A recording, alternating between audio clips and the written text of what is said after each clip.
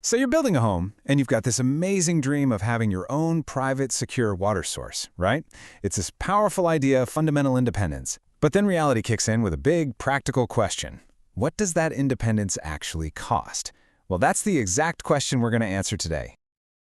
For a lot of people, this isn't just about practicality. It's about self-sufficiency. Having your own well means you're in control of your home's most vital resource. Think about it. No more monthly water bills, no surprise rate hikes from the city, just pure, clean water coming right from your own land. It's an incredible idea, but the very first step is getting a handle on the budget. Okay, so let's just get a number out there right away. Based on 2025 figures, the national average for a complete, turnkey residential well system is going to land you somewhere in this range. And that includes everything: the drilling, the pump, the casing, the whole shebang you need to get water flowing. But as you can see, that is a huge range. So why the massive difference? And that, right there, is the crucial point. The final price tag is anything but simple. It's especially true if you live somewhere with complex geology, like, say, the Appalachian Ridge in East Tennessee, where drilling through hard bedrock is just how it's done. So to really understand the cost, we've got to break down a driller's quote piece by piece. A good driller's quote won't just be a single lump sum. It's going to be itemized. And that's what you want, because it tells the story of the work being done. So let's deconstruct that bill and see exactly what you're paying for, starting with the most basic charges.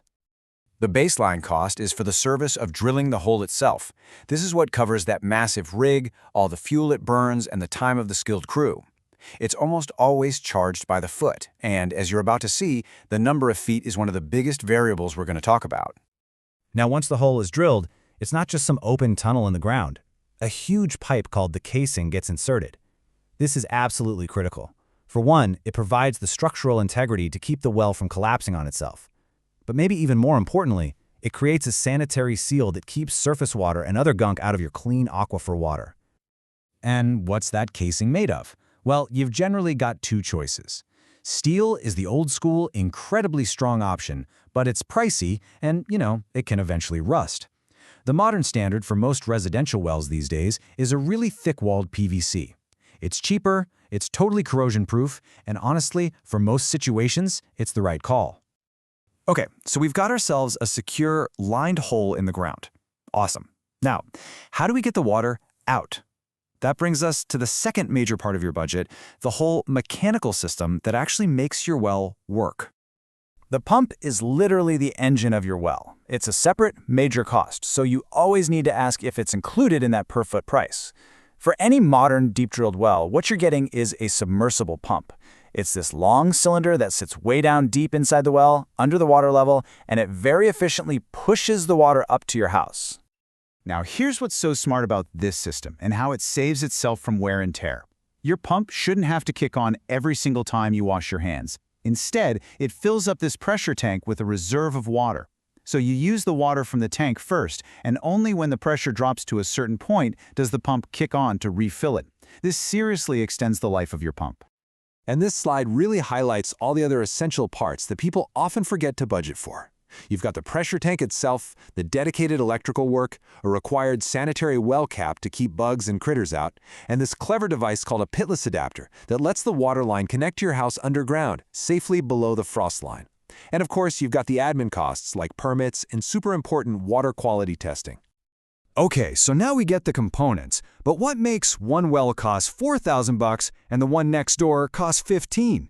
Let's get into the wild cards. These are the factors that even a driller can't predict with 100% certainty before they start that rig. The number one factor, hands down, is your local geology. Drilling 300 feet in soft sand might take a single day, but drilling that same depth in hard bedrock, that needs specialized, slower rigs that basically hammer their way through solid rock. And that means more time, more fuel, and more labor, all of which drive that cost way up. And this right here leads to the biggest question of all. Look, a driller can give you a good estimate on depth based on geological maps and what the neighbors' wells look like, but it's never a guarantee. They are literally hunting for water-bearing fractures deep in the bedrock, and since you're paying by the foot, the final depth is a massive variable in your final bill. Once the driller hits water, they'll test its flow rate in gallons per minute, or GPM. A typical home needs about 6 to 10 GPM to run smoothly, showers, laundry all at once. If your well only produces, say, 2 GPM, That's called a low-yield well.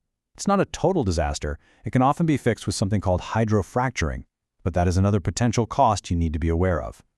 This gets to the fear that everybody has. What if they drill and find nothing? Now, a professional local driller has a really high success rate, but it can't happen. And it is so important to understand that you're paying for the service of drilling. If that first hole is dry, you're usually on the hook for that cost, and then you'll have to pay for a second try in a new spot.